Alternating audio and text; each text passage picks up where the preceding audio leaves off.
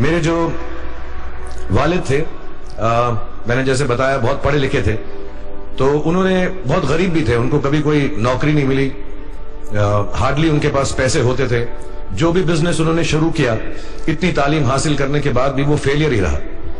लेकिन उन्होंने बहुत प्यार दिया, और क्योंकि उनके पास पैसे नहीं होते थे तो मेरे हर जन्मदिन पे अपनी कोई पुरानी चीज मुझको दे दिया करते थे।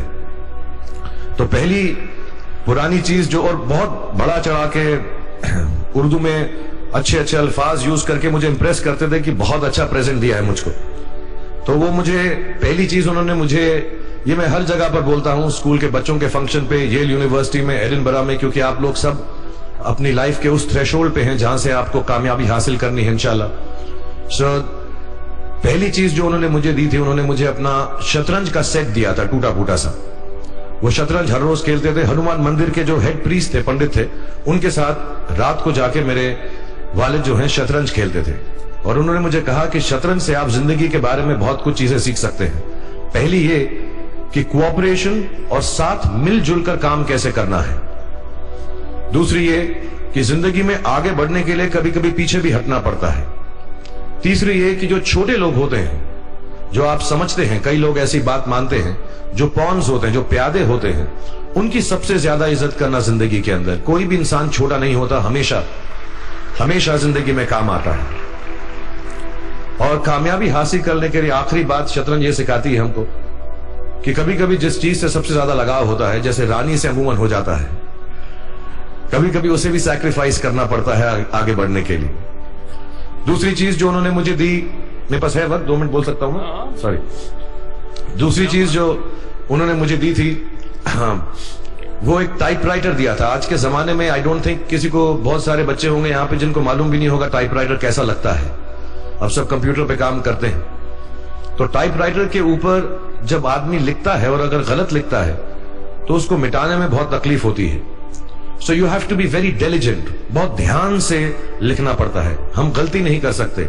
और टाइपेक्स यूज करते थे टाइप को निकालने के लिए, कभी उंगली फंस जाती थी उसकी कीज के बीच में, मगर बहुत मेहनत से, बहुत डिलिजेंस से काम करना पड़ता था। तो जब मैं उस पर टाइपिंग सीखा स्कूल में कॉमर्स करते वक्त, so the only thing I realise is that practice makes you perfect. तो जो भी काम आप जिंदगी में करें उसको डिलिजेंस से करें, ऐसा करें कि कोई गलती ना हो, अपना पूरा दिमाग लगाकर करें, सोच समझ कर करें। ऐसे करें कि यह काम जिंदगी में आपका पहला काम है और इसके बाद आपको मौका नहीं मिलेगा, और शायद यह काम आपका जिंदगी का आखिरी काम है, इसके बाद फिर मौका नहीं मिलेगा। So do it with that kind of diligence. तीसरी चीज उन्होंने मुझे कैमरा दी थी, क्योंकि बहुत गरीब थे, वो कैमरा चलता नहीं था बिल्कुल भी। सिर्फ उसके व्यू फाइंडर से बड़ी अच्छी अच्छी तस्वीरें दिख जाती थी, लेकिन खिंचती बिल्कुल भी नहीं थी। और इससे मुझे उन्होंने सीख दी कि जो हमारी क्रिएटिविटी होती है, हम जो भी, कभी कभी हमारी हॉबी होती है, कभी कभी हमारा उससे प्यार होता है, लेकिन हम उसको अपनी नौकरी नहीं बना सकते, अपना काम नहीं बना सकते। बहुत कम लोग ऐसे फॉर्चुनेट होते हैं जैसे मैं हूं कि जो मेरी हॉबी थी, जिस चीज से मुझे प्यार था, कलाकारी से, एक्टिंग से, वो मेरा पेशा भी बन गया। अमूमन ऐसा होता नहीं है। लेकिन जो हमारी कला है, चाहे वो पोएट्री है, चाहे वो लिखना है, चाहे वो पेंटिंग है, चाहे जो भी चीज, गाना है, अकेले में गाना है, हमारी क्रिएटिविटी जरूरी नहीं है कि दुनिया एक्सेप्ट करे। जैसे उस कैमरा की तस्वीरें दिखती नहीं है, लेकिन उसमें देखने से खूबसूरत लगता है हर कुछ, वैसे ही आपकी जो क्रिएटिविटी है वो अपने लिए रखें। क्योंकि जिंदगी में कभी ना कभी, कहीं ना कभी ऐसा मुकाम आएगा जब आप बहुत अकेला फील करेंगे। हो सकता है दुख का समय भी आए, उस वक्त आपकी जो क्रिएटिविटी है वो आपकी सबसे अच्छी दोस्त होगी, दुनिया उसको माने या ना माने। मैं बहुत खराब पोएट्री करता हूं, लेकिन जब भी दुखी होता हूं तो लिख लेता हूं। सराफ साहब से मैं अब सीखना भी चाहता हूं। मैं रेखता पे जाऊंगा, मुझे लगता है ये कमाल की साइट है, थोड़ी मैं शायरी वगैरह सीखूंगा। मेरी शायरी बहुत खराब है कि हमने तुम्हारी याद में रो रो के टब भर दिए, वो आए और नहा कर चल दिए। इस लेवल की पोएट्री है। लेकिन जब दुख होता है, ये भी बैठकर जब लिखता हूं तो बहुत दिल को शांति मिलती है।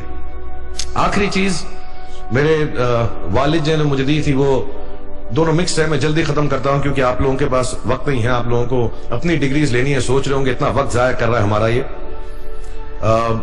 तो मैं जल्दी से बताता हूं। एक उन्होंने मुझे कहा, एक सेंस ऑफ ह्यूमर हमेशा रखना जिंदगी में। हंसते हमेशा रहना, एक चाइल्ड लाइक इनोसेंस जरूर रखना। जैसे एक छोटे बच्चे की जो एक इनोसेंस होती है, जो उसका दुनिया की तरफ जो नजरिया होता है बड़ा इनोसेंट सा होता है, उसमें कोई खामी नहीं होती, गलती नहीं होती, अभी दुनियावी बातें नहीं आई होती, तो वैसी रखना। कई बार बचपन में मैंने जब बदतमीजी की या कोई गलत काम किया तो उन्होंने सेंस ऑफ ह्यूमर से मुझे बचाया। और जिंदगी भर अगर आप अपने ऊपर, अपने हाल पे, दुनिया पे, क्योंकि लोग आपसे हर कोई बात कहेंगे, अच्छी बात भी कहेंगे, बुरी बात भी कहेंगे, क्योंकि लोगों का काम है कहना।